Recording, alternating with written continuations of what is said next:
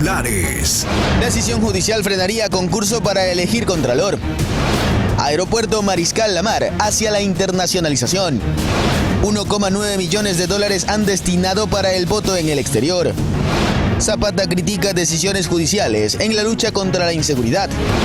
Ataque en el norte de Guayaquil cobró la vida de un menor.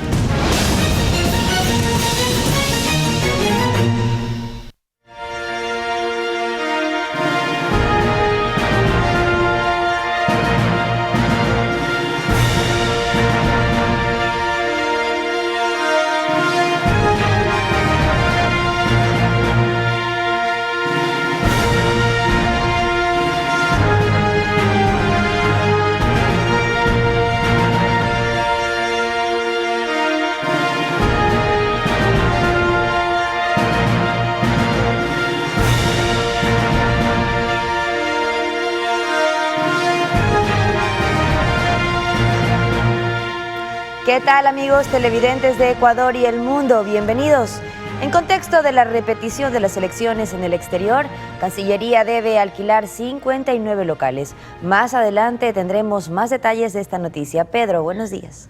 Buenos días, Katy. Amigos televidentes en todo el país, cordiales saludos. Una vez más a Noticias Ormar, bienvenidos. Una jueza de Pichincha aceptó la acción de protección planteada por el magistrado Walter Macías, quien fue destituido de la Corte Nacional de Justicia tras una polémica sesión de Consejo de la Judicatura.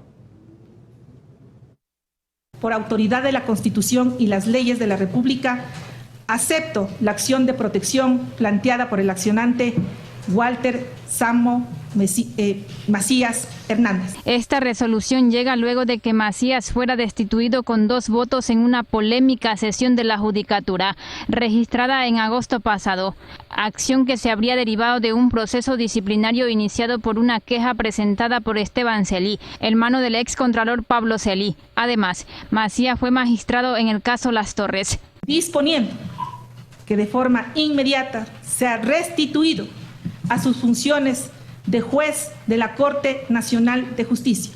La jueza también solicitó a la Judicatura la cancelación de los saberes a Macías durante el tiempo destituido y un oficio a la Dirección de Talento Humano de la Judicatura para que pida al Ministerio de Trabajo levantar toda medida restrictiva. Asimismo, la Judicatura deberá publicar disculpas públicas a través de medios digitales. De su lado, la institución en un comunicado indicó que cumplirá con esta decisión y que dispuso a las áreas técnicas instrumentar lo ordenado en la sentencia. Recordemos que Macías ya fue destituido de la Corte por la Judicatura en una anterior ocasión, en mayo de 2023. Sin embargo, días después, a través de una acción de protección, logró regresar a su cargo. Belén Mendoza, Noticias Ormar.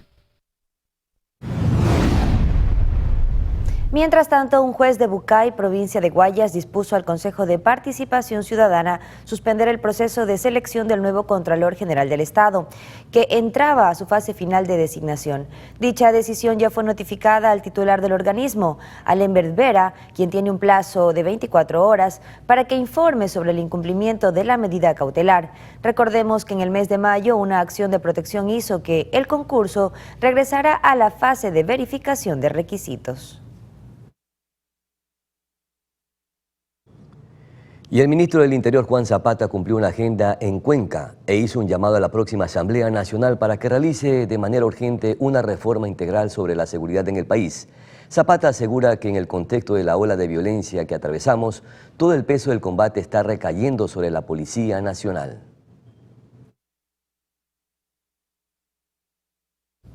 Y la Dirección Provincial del Consejo de la Judicatura de Pichincha informó que ante la amenaza de bomba registrada la tarde de este jueves en el Complejo Judicial Norte, servidores judiciales fueron evacuados.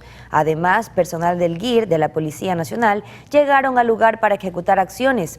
Hasta la hora de ayer de la noche se desconocían mayores detalles.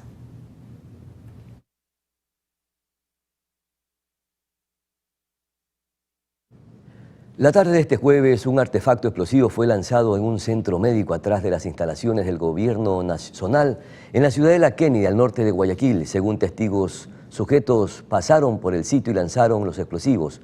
Policía Nacional llegó al lugar, acordonó el área e inició las investigaciones de este nuevo hecho.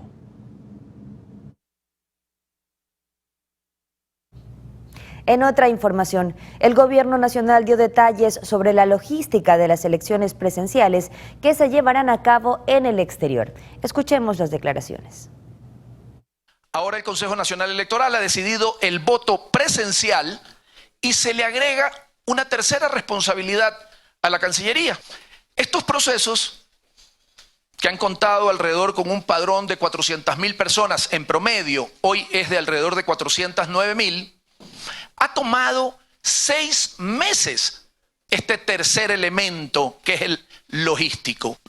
El presupuesto es un presupuesto de $1.977.000 que se van en todos estos rubros que he mencionado. 101 zonas electorales, 59 de aquellas requieren locales externos. Lo importante, y gracias por su pregunta, esos locales externos requieren un contrato, requieren una negociación, requieren unos anticipos. De los 409.000, en esos 59 recintos están 380.000 votantes. Han existido reuniones, han existido comunicaciones de por medio y vamos a seguir teniéndolas. Al final de cuentas, lo que le interesa a los ciudadanos es que las instituciones del sector público, gobierno o autónomas, independientes, trabajen en fin del bien común. Y el bien común es que haya elecciones que sean transparentes, que gane quien el pueblo ecuatoriano finalmente elija. Mucha atención con la siguiente información. Una de las turbinas de la central hidroeléctrica Sopladora sufrió daños técnicos de la empresa fabricante y de la aseguradora. Llegaron al país para evaluar la situación. Veamos la siguiente nota.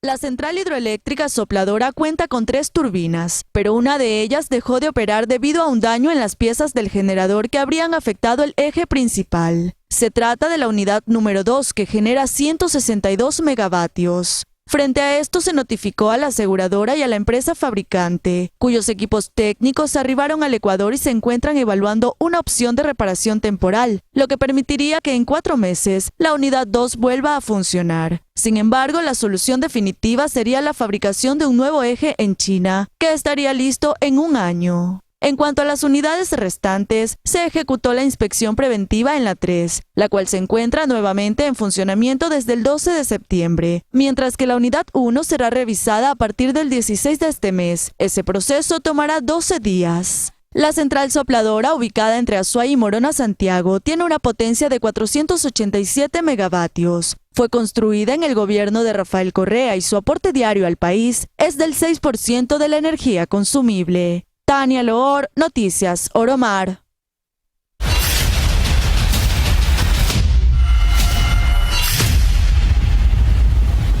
Este día jueves se ejecutó un operativo coordinado entre las Fuerzas Armadas y la Policía Nacional en los pabellones 1 y 12 de la penitenciaría. Se decomisaron armas, municiones y droga.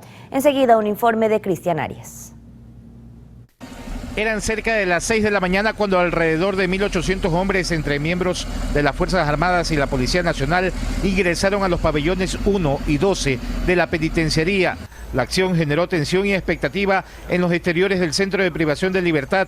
Drones sobrevolaban el lugar. El presidente Guillermo Lasso había anunciado el operativo en su cuenta Twitter, el mismo que está enmarcado en el decreto 823 y el estado de excepción para frenar a las organizaciones criminales y a sus colaboradores corruptos, rezaba el texto de la publicación. El resultado del operativo fue el decomiso de 11 armas de fuego, 5 largas y 6 cortas entre revólveres y pistolas, 1.665 municiones de varios calibres, 56 terminales móviles, un radio, 506 dosis de droga entre marihuana y cocaína, 9 alimentadoras y $715 en efectivo. No hubo pronunciamiento de parte de las autoridades que lideraron el operativo, tan solo el envío de videos y datos complementarios para la difusión de esta información. Cristian Arias, Noticias Oromar. Y luego de las intervenciones realizadas por la policía en los interiores del Centro de Detención Provisional número 1 Guayas, la Fiscalía General del Estado anunció que inició una investigación previa por el delito o presunto delito de delincuencia organizada. Según datos del ente fiscal, en la intervención se incautaron 11 armas de fuego, 1.665 municiones de distintos calibres, sustancias sujetas a fiscalización, 55 celulares y un radio de comunicación. Y atención con esta información. En las últimas horas se viralizó un video en el que se observa a 2 guías penitenciarios festejando, aparentemente, con reos en prelibertad. Se visualiza que tienen bebidas alcohólicas y que bailan. El sistema de rehabilitación SNAI, mediante un comunicado, aclaró que los hechos no ocurrieron en el interior de ningún centro penitenciario ni de las instalaciones de la entidad. Además, que el caso sucedió el 10 de septiembre y que de forma inmediata se realizó el trámite administrativo disciplinario.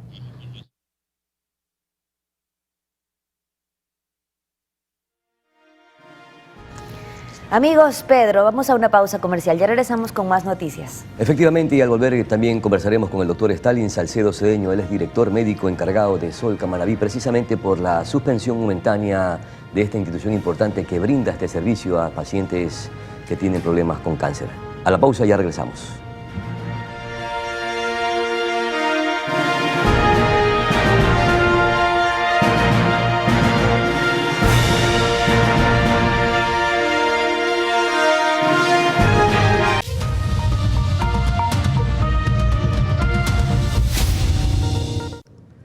Estamos de regreso, gracias por seguir en compañía y en sintonía de Noticias Oromar. Y es que el día martes, Solca Manabí suspendió los servicios de atención a pacientes que reciben tratamientos oncológicos, precisamente porque organismos nacionales, entre ellos el Ministerio de Salud Pública y el IES, adeudaban significativos recursos para esta importante institución de la provincia de Manabí. Y nos acompaña precisamente para conversar este tema el doctor Stalin Delgado Cedeño, director médico encargado de Solca Manabí. Doctor, gracias por estar con nosotros. ¿No cree que esta medida de presión hasta cierto punto fue indolente, aunque se hayan suspendido por horas el servicio de atención a pacientes que reciben este tratamiento en Solca? Bienvenido, por favor. Buenos días, teleaudientes. En realidad, la medida se tomó de una manera por unas 3 horas máximo, con la intención de hacernos conocer un poco también, yo diría que hasta cierto punto, de mostrar al público, a la comunidad, de que las atenciones que se brindan a Solca de por sí a pacientes que ya con un diagnóstico de cáncer, de por sí ya son deprimidos. Y a diario tener que decirles que están preocupados si su medicación viene o no viene. Hemos agotado todas las instancias posibles, mediadoras, se han realizado viajes al Ministerio de Finanzas a Quito, al Ministerio de Salud a Quito mismo, teniendo la cobertura de parte de altos funcionarios. Sin embargo, no hacen oídos sordos. Son deudas que son muy significativas de servicios que ya han sido prestados, ya se les ha dado el servicio.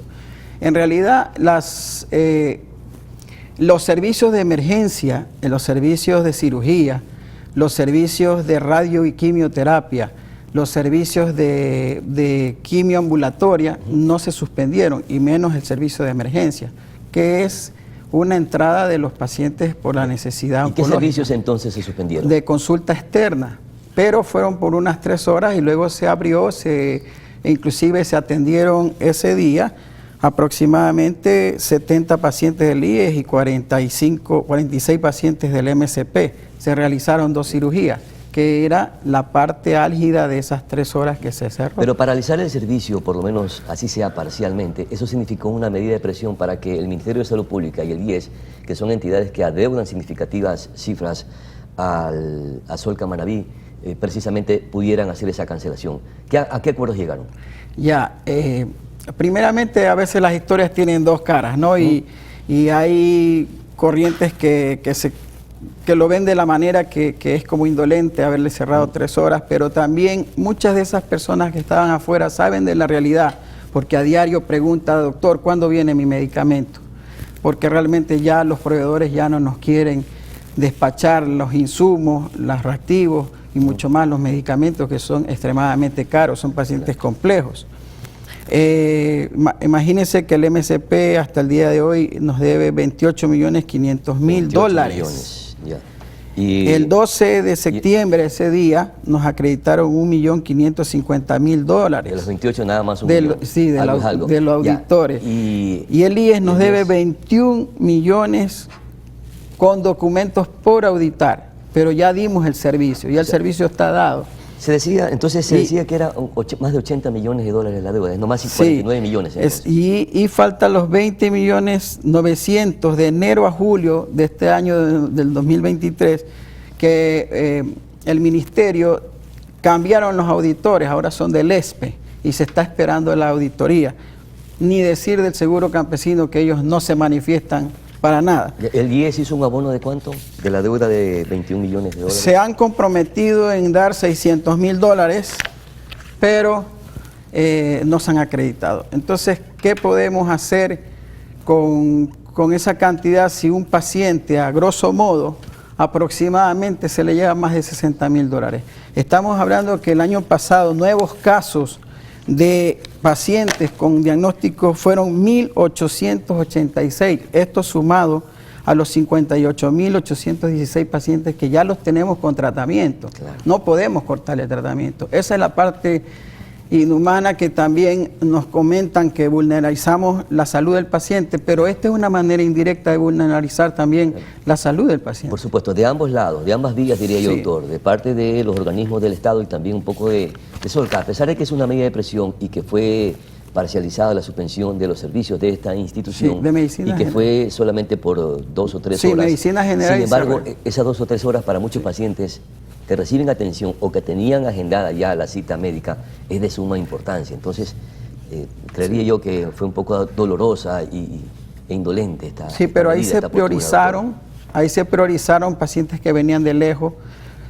Hubo un oficio anterior, el día 11 se anunciaron a las 2 aseguradoras que íbamos a tomar esa medida, pero hay pacientes que vienen de muy lejos, pero se les dio prioridad a que entren. Ellos se les dio el chance de ser atendidos. Y de los pacientes que tenían que atender, que estaban agendados ese día, ¿a cuántos se atendieron y a cuántos no se atendieron? Eso es ¿Qué significa reagendarse también, doctor? Reagendar el paciente va volverle porque a dar necesita la atención del tratamiento correspondiente. Volverle a dar otro turno. De tal es el caso que el día 13, al día siguiente, se atendieron 402 consultas al IES y 209 consultas al MSP.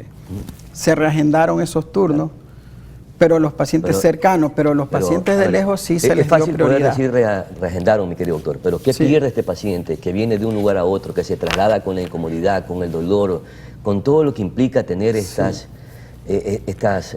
dolencias precisamente de una patología como el cáncer? 1, 2, lo que gastó ese paciente para poderse trasladar y lo que significa dejar de recibir el tratamiento justo en ese día. Es decir, que ese paciente perdió muchísimo.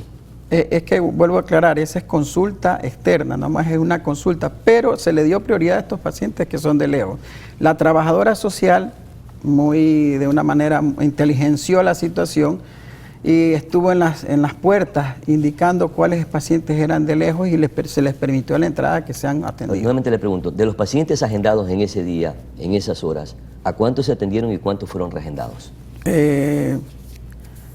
Están lo que le estaba indicando. Tenemos... En ese día, en ese día hubieron 70 pacientes del IES y 46 pacientes del MSP y se realizaron 2 cirugías mayores. Ya, de los 100 y algo más de pacientes, ¿cuántos fueron atendidos ese día y cuántos fueron reagendados? Los reagendados, no tengo el número exacto, pero al día siguiente fueron reagendados. Por eso le digo que el 13 de septiembre, se atendieron 402 consultas del IES y 209 del MSP, se reagendaron.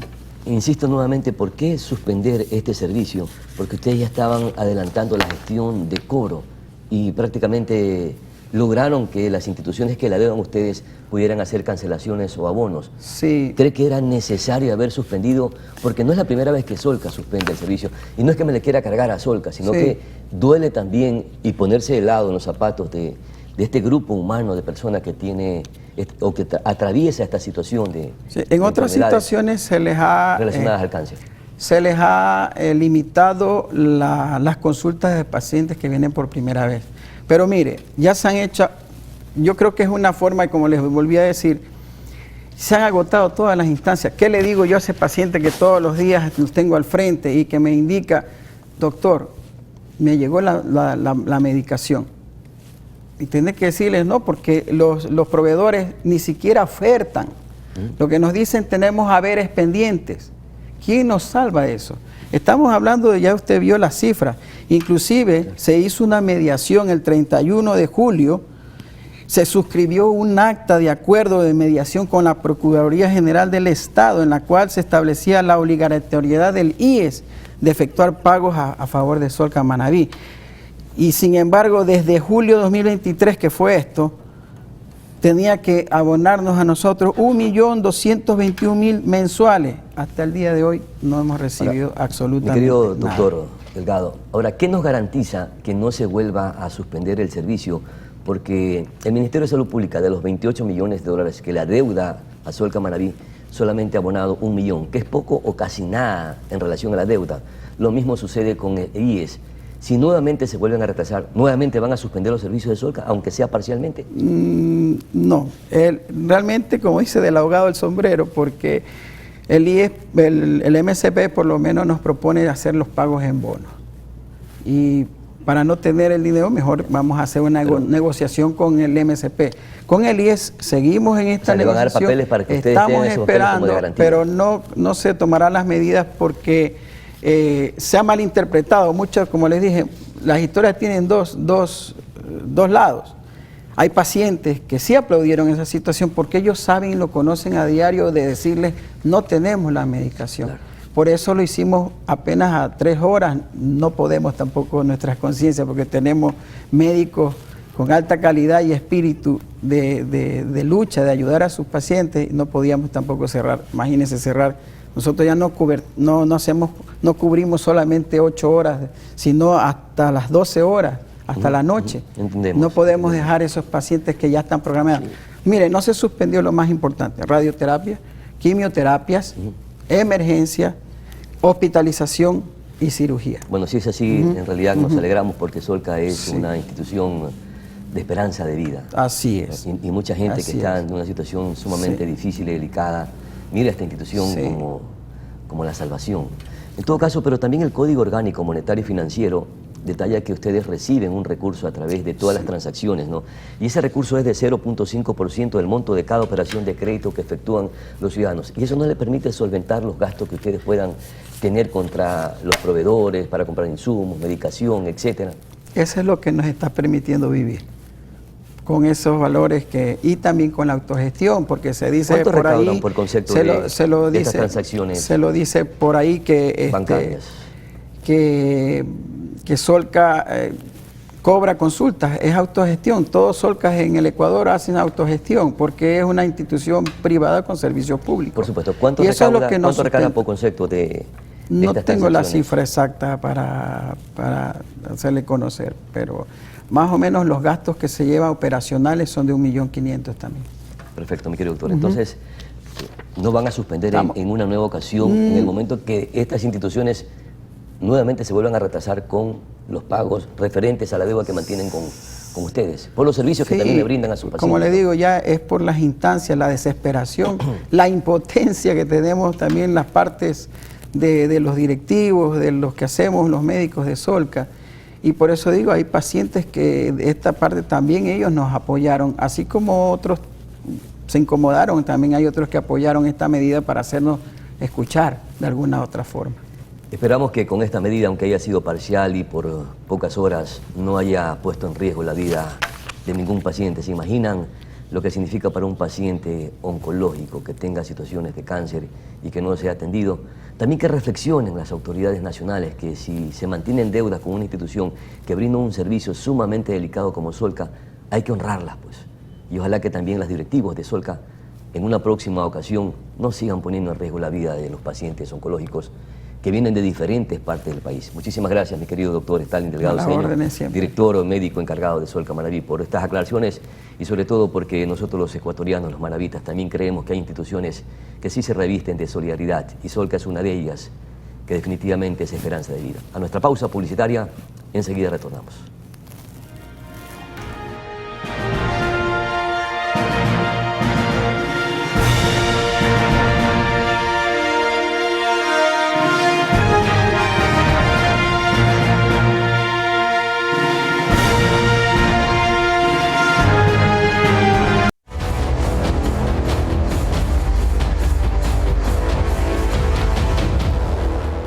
Amigos, gracias por seguir junto a nosotros. Vamos con más información. Las centrales sindicales plantean la inconstitucionalidad del decreto ejecutivo que equilibra, organiza y transparenta las finanzas públicas. Según la dirigencia de los trabajadores, este cuerpo legal elimina los intereses de la deuda que tiene el gobierno con el IES y reduce el presupuesto para la salud y la educación.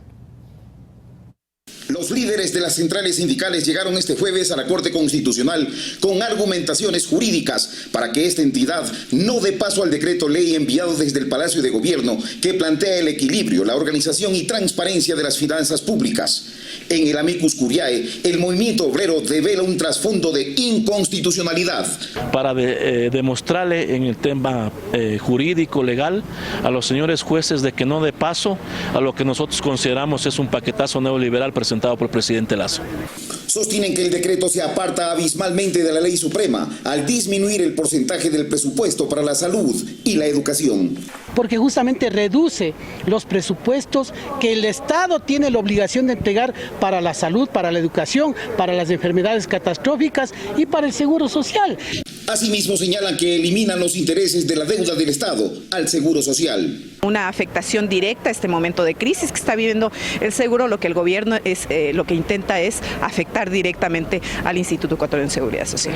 Los representantes de los trabajadores han señalado que están muy seguros de que los magistrados de la Corte resolverán favorablemente ante esta demanda. Si no es así, tomarán medidas que ya todos las imaginamos. El Aeropuerto Mariscal de la Mar de Cuenca busca su internacionalización y con ello implementar las unidades de antinarcóticos y migración, gracias a la firma de convenios entre la Alcaldía, Ministerio del Interior y la Corporación Aeroportuaria. La mañana de este jueves 14 de septiembre se realizó la firma de convenio marco de cooperación interinstitucional para la internacionalización del Aeropuerto Mariscal La Mar, la operación del aeropolicial y antinarcóticos en Cuenca. El convenio tendrá respaldo del Ministerio del Interior, la Municipalidad de Cuenca, la Corporación Aeroportuaria y el Consejo de Seguridad Ciudadana. Nuestro compromiso es Cuenca y el Azuay, la ciudad y la provincia más seguras del Ecuador, y poder avanzar en ese tema y obviamente coadyuvados del apoyo del Ministerio del Interior, del Gobierno Nacional que representan y que el día de hoy estamos firmando estos instrumentos para poderlos ya materializar en una parte final. La Corpac se comprometió a realizar adecuaciones de infraestructura, como la implementación de puntos de servicio migratorio, antinarcóticos y de servicio para el aeropolicial. Por su parte, la Municipalidad de Cuenca gestionará los trámites administrativos que la actividad demanda. Podrán hacer el proceso migratorio en su propia ciudad, lo cual sin lugar a dudas permite un viaje mucho más amigable. Adicionalmente nos permitirá a nosotros como aeropuerto, como ciudad, poder vender mejor nuestra ciudad para las aerolíneas, porque tendremos un aeropuerto mucho más posicionado y sin lugar a dudas Cuenca ser la tercera ciudad del país, la mejor ciudad turística del país. El Ministerio del Interior informó que se comenzará con la reparación del aeropolicial para operativos de seguridad en el Azuay y provincias aledañas. Asimismo se integrará personal policial para los servicios de migración y antinarcóticos en el aeropuerto de la ciudad. He visitado hoy el hangar, mi querido alcalde, quiero agradecerle por las obras que se han hecho ahí. Estamos prácticamente listos. Estamos nosotros también desde Aeropolicial ya determinando la fecha exacta que operaría el helicóptero acá. Estamos contentos ya con la logística que nos han dado para antinarcóticos. Ustedes saben que una vez que esté la logística, nuestro compromiso es que inmediatamente se integre el personal ya a trabajar en la ciudad de Cuenca. Por lo tanto, creo que estamos abordando esto con absoluta responsabilidad. El pasado 21 de julio, el funcionario de Estado visitó la ciudad de Cuenca para verificar los requerimientos y condiciones que necesita el aeropuerto para convertirse en un punto de entrada internacional al país. Aquello también representa la promoción del turismo, el comercio y la conexión con otros destinos a nivel mundial.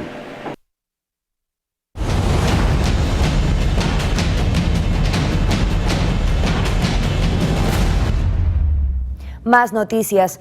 Un menor fue asesinado a manos de sicarios que llegaron a balear una peluquería ubicada en el norte de Guayaquil. El ataque armado también dejó 5 heridos. El vecindario de la 14ª etapa de Villa Bonita quedó horrorizado luego que sujetos armados en un auto gris dispararon por más de 30 ocasiones contra la puerta de una peluquería. Dentro del local se encontraba un venezolano, dueño del negocio, con varios amigos. Tal parece que los sicarios querían eliminar a uno de ese grupo. Era un solo vehículo, un vehículo Aveo. Los que venían en la furgoneta H1 vinieron a cortarse el cabello y bajaron la lámpara. O sea, eso hacen siempre. Se encierran en esa peluquería a fumar, a tomar, inclusive disparan en la noche en esa peluquería. Al rato llegaría Mateo, un muchacho de apenas 14 años, quien había salido de su casa a pasear a los perros. A él, uno de los sicarios le pegó un tiro en el rostro, ocasionándole la muerte. El niño le dispara el tipo del que se baja del Aveo, del vehículo Aveo, al ver que no puede entrarse a la peluquería. Al irse los sicarios, los amigos del venezolano salieron de la peluquería y se fueron en una furgoneta negra. Varios de ellos iban heridos, pero igual se fueron del lugar. En el interior se quedó el chamo peluquero, quien fue herido en el brazo y luego llevado a un hospital. Al local de la comida también le han robado. Ahí al lado había un local y el señor tuvo que irse porque los clientes ya le daban miedo de comer ahí. Hay varias personas amenazadas que se han ido de aquí. Sí, se han ido, han dejado botadas las casas. Como usted puede ver, la casa donde había antes una peluquería está totalmente abandonada. Para remate, al irse, los tipos de la furgoneta negra dejaron abandonada una maleta aparentemente cargada con explosivos, lo que desató la alarma en el sector. Miembros del GIR llegaron para hacer una detonación controlada del cargamento sospechoso. Cristian Arias, Noticias Oromar.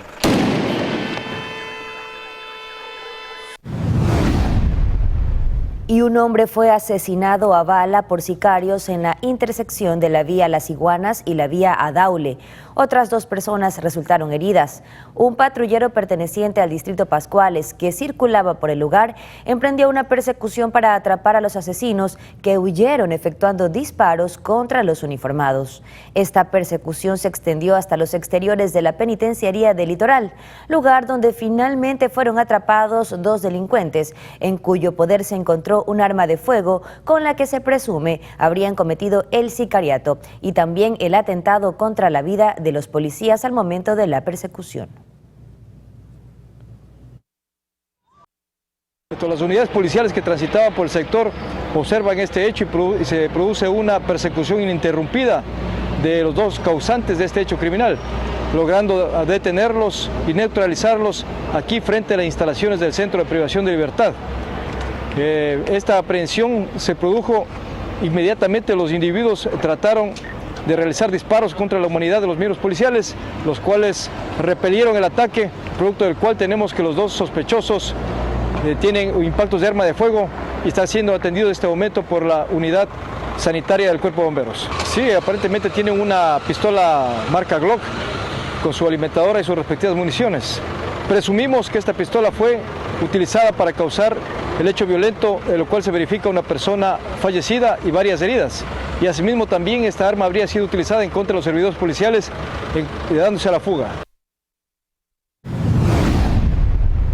El guardia de un supermercado fue baleado por delincuentes que llegaron en medio de la oscuridad de la madrugada a un establecimiento comercial, en donde al parecer habían pedido las denominadas vacunas. Fueron entre las 3:30 y las 4 de la madrugada cuando sujetos armados llegaron divididos en 2 grupos, uno por un costado y otros por el frente del supermercado, y atacaron a los guardias. Nos emboscaron, más o menos un tipo 3 de la mañana, 3:30. Quiero dar el rostro, cuidado. 3:30 de la mañana un vehículo se parqueó del lado izquierdo del almacén. Y nos dijeron, lárguense de aquí, hijo de puta.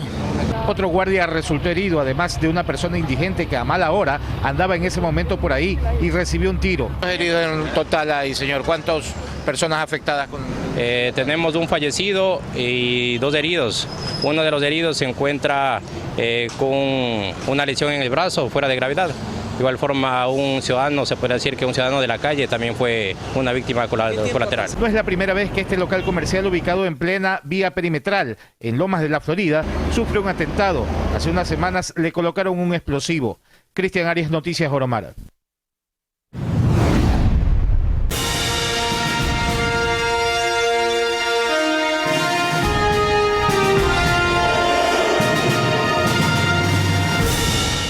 Estamos de regreso, gracias por seguir en sintonía de Noticias Oromar, y en esta ocasión vamos a mantener nuevamente contacto directo con Cristian Arias, quien precisamente se encuentra en Pascuales, Recuerden que hace pocos instantes anunciamos que un local comercial sufrió un atentado, precisamente un artefacto explosivo se detonó en este lugar. Veamos, Cristian, cómo está la situación en Pascuales, en este lugar comercial. Adelante, por favor. ¿Qué tal? Buenos días, Pedro. 7 de la mañana, 48 minutos. Estamos en vivo, precisamente, como bien decías tú, desde la parroquia Pascuales, en pleno centro de esta parroquia urbana de Guayaquil.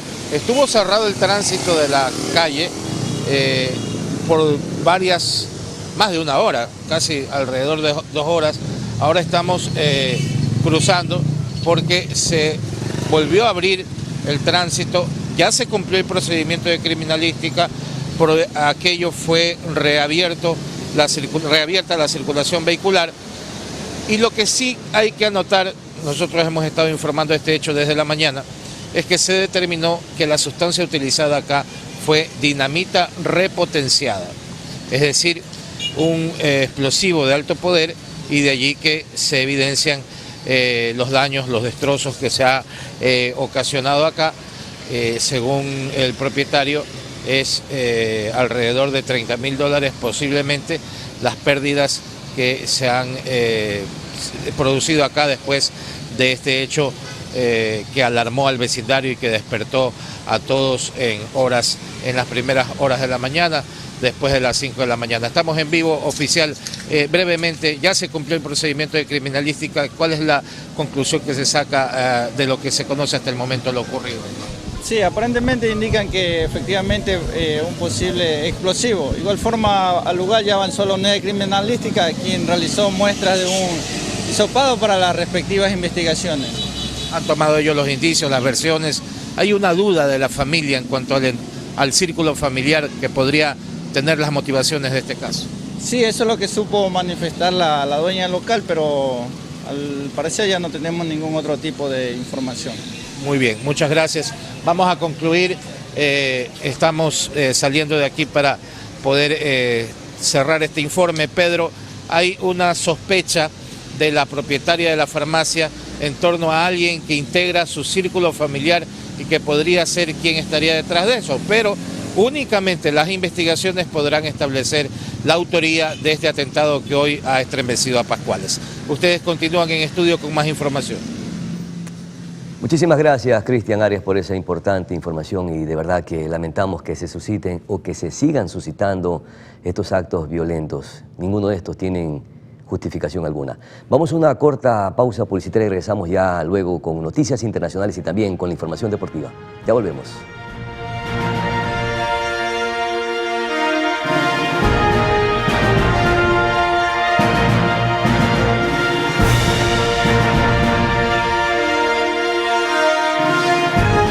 Con esto estamos despidiendo este espacio de noticias. Gracias por su fiel sintonía. Esperamos que tengan un excelente fin de semana. El domingo los esperamos en el Dominical. Perfecto, que tengan un excelente fin de semana. Un abrazo inmenso para todos ustedes. Felicidades.